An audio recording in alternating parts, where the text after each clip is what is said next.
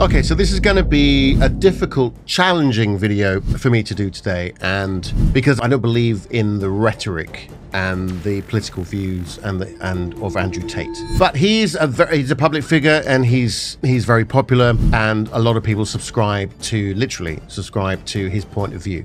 One of my clients today said, "Jimmy, I love Andrew Tate's voice, and I love the way he communicates." And I was like, really? Okay, fine.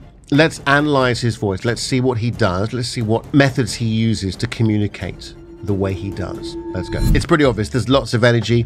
He's using lots of gesticulation. He's using big, wide mannerisms. This is nothing about his voice yet, but he's using his body language to show that he's got an open chest. He's being, I'm not going to get too into this because I can't help myself, but he's very, very manly.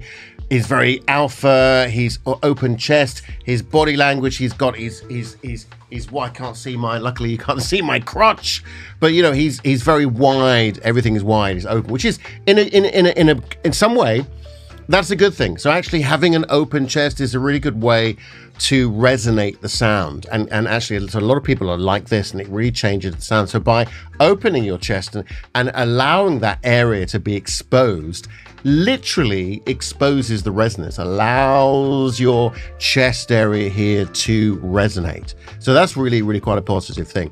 Talking about his voice is also a really fascinating thing. I mean, it's virtually shouting. I mean, it is literally shouting. I'm worried, actually. I'd love to work with him. I really would love to work with him and talk to him. But he is using a lot of vocal load. He's pushing a lot of energy over his vocal fold. So he's virtually shouting. And it's very much from the throat here. Hopefully I'm not distorting. But it's very, very much here. You know, if I go back, that's how much energy is from the throat here. There's a lot of energy going there in the throat. I'm not going to get too close to the microphone and in fact, if you watch a little bit more of this video, you'll probably see that there's this distortion. You can hear it distorting. It's like, you know, it like cuts off. The sound cuts off. It's too much. I mean, it's just way too much. But something's really interesting about what he does is that he emphasizes points. Let's listen a bit more. Yeah. So when he sits and says, "Oh, we need to balance everything out," you cannot legislate everyone rich. Okay, here's interesting. So this is a beautiful example of paraphrasing and developing that sort of motif or that phrasing. So you cannot legislate. So he's changed can't into cannot because there's another syllable he can use, and he can really emphasize that. So you cannot legislate, right? So it's beautiful because then he can then emphasize every syllable in that sentence to really, really get his point across. You cannot make a loser have what a winner has. So he's now developing that theme. So he's now adding more words. He's getting more into the narrative. It's very clever. Either he doesn't know what he's talking about and he's making everything up, and he's developing the idea as he goes along. I think there's an element of that. I think we all do that to a degree, especially when you're in an interview situation. Or he's done it a lot, or he's practiced, or he's really practiced getting that down, what he's going to say, and then how to develop it, and then even developing even more into a deeper message. Because winners are busy winning. Yeah. That's the bottom line of it. Right. So when he talks about all this restructuring and this garbage, it doesn't change anything.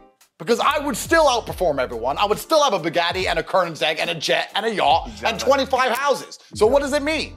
Okay, so, you know, again, he's really straight, you know, and he's using gesticulation. He's emphasizing non-verbally, you know, I still have a Bugatti, and I'll still have a Ford, and I still have a boat and a house and more houses and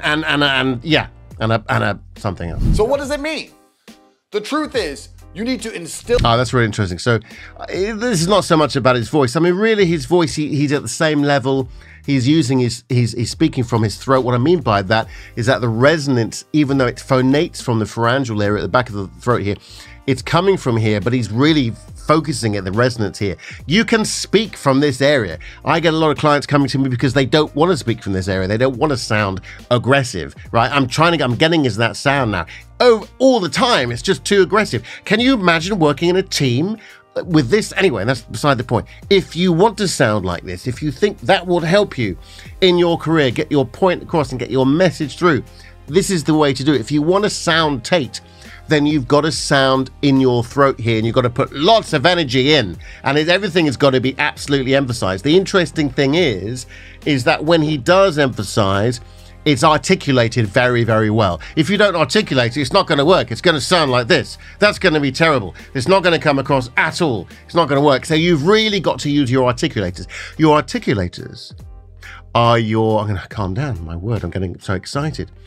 Your articulators are your tongue, your teeth, your hard palate, and your lips. Or in another order, lips, hard palate, and teeth, and your tongue.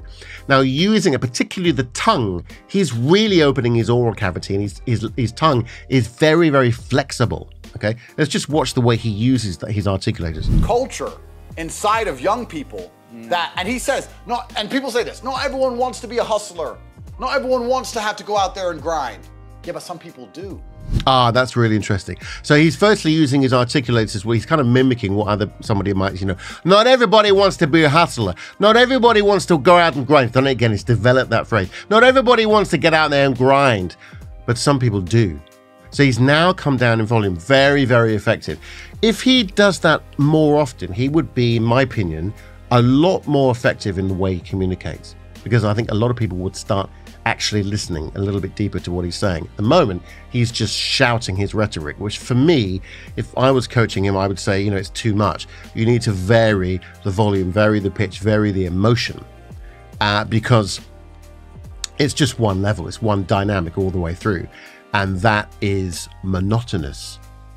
Whether you agree with his rhetoric or his ethics or morals or his political stance, regardless. The world's not a perfect place. What you need to do is tell young people. Oh, what I was going to say earlier, actually, was that he's now looking at the camera. So he's ignored the interviewee. He's ignored the interviewer, and he's now looking at the camera because he thinks, I've got to get this message out to the camera.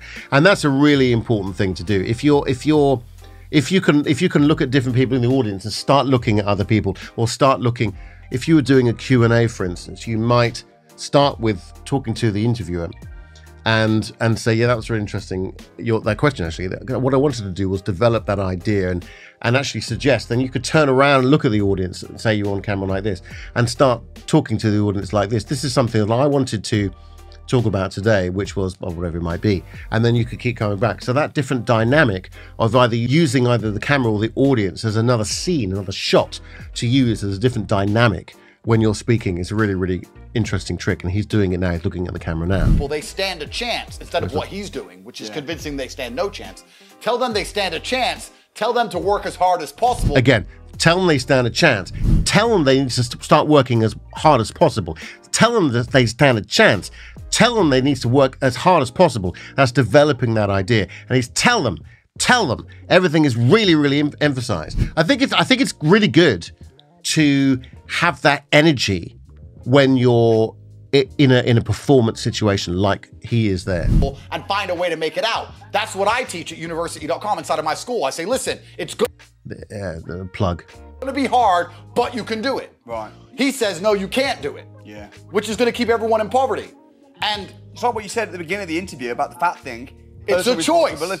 It's a choice. Yeah, if you accept that I'm poor because it's my fault, then it's going to empower you to get rich. Absolutely. If you blame someone else, let's wait for the government. So which mindset gives you a better chance of becoming? So what he also does is he uses a very hard onset, and absolutely. So every vowel is very.